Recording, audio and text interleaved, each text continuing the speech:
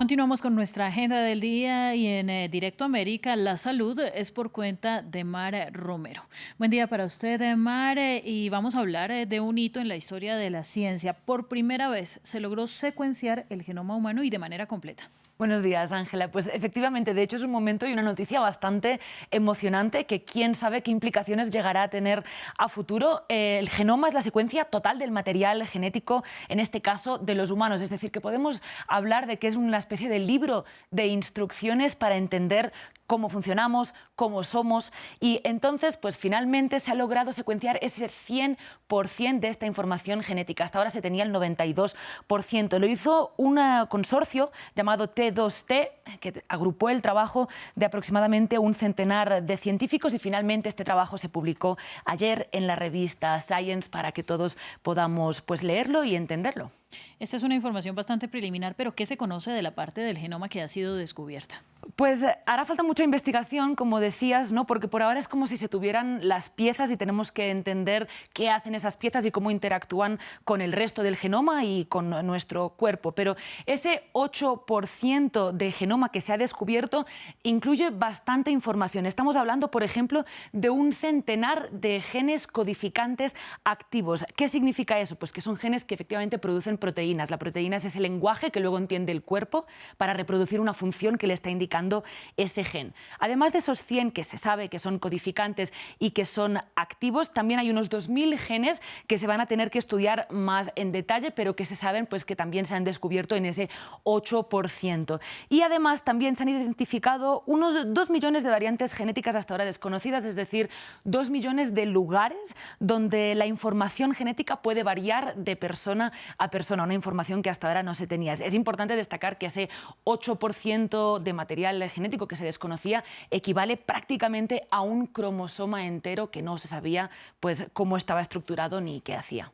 Bueno, y precisamente ¿por qué había sido tan difícil hasta el momento secuenciar el genoma completo?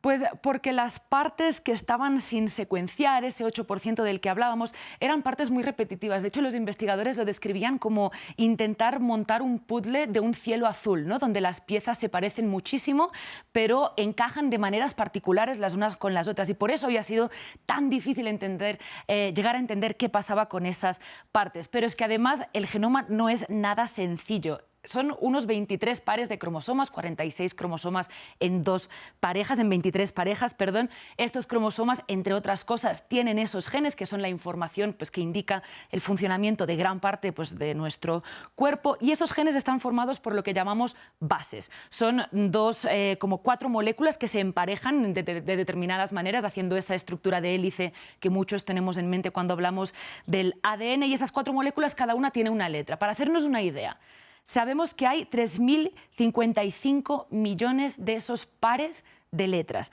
Si las pusiéramos todas seguidas, habría suficiente letras como para llenar unas 2.000 copias del libro del Quijote, por ejemplo. Entonces, pues así podemos entender que los esfuerzos para descifrar el genoma aún hayan empezado hace tanto tiempo, alrededor de 1990, pues han sido difíciles y de hecho pues todavía van a seguir hacia adelante. Y en esas revisiones hacia el futuro, ¿qué implicaciones podría tener este descubrimiento, Mar?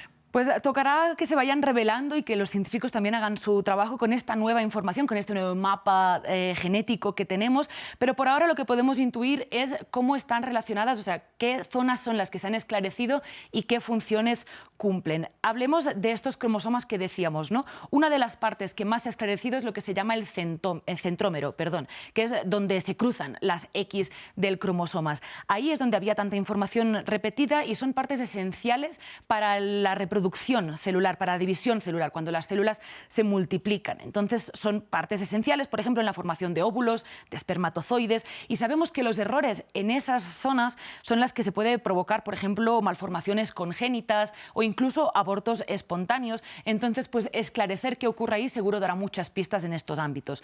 También en los telómeros, que como ven en la imagen son el extremo de esas X, y ahí esos telómeros son los que se achican con el envejecimiento, pero en cambio se alargan con enfermedades como el cáncer o en las células tumorales y cancerosas. Entonces, en esos dos ámbitos también podría haber nueva información y, por supuesto, pues como decíamos, tener este mapa genético seguro también va a representar un gran avance en toda la medicina alrededor de la genética y de las enfermedades pues, que son hereditarias. Extremadamente interesante. Y lo que me queda es que después de descubrir este 100% del genoma, lo que queda es trabajo. Pues exactamente, porque de hecho esta secuencia es de un solo genoma, además de un genoma de ascendencia europeo, podríamos decirle un genoma blanco. Sabemos que las variaciones son mínimas entre distintas personas, pero igual queda muchísimo por entender. Es solo un genoma, repetimos, que sirve de referencia para todas las personas. Entonces, pues lo que hará falta será poder repetir este trabajo con otras personas, con múltiples personas, para tener una imagen cada vez más completa. Pues Mar, muchas gracias a usted por esta primicia de la ciencia, pues que nos llena de emoción y sobre todo de incógnitas hacia el futuro. Y pues es el momento del invitado del día, así que seguimos.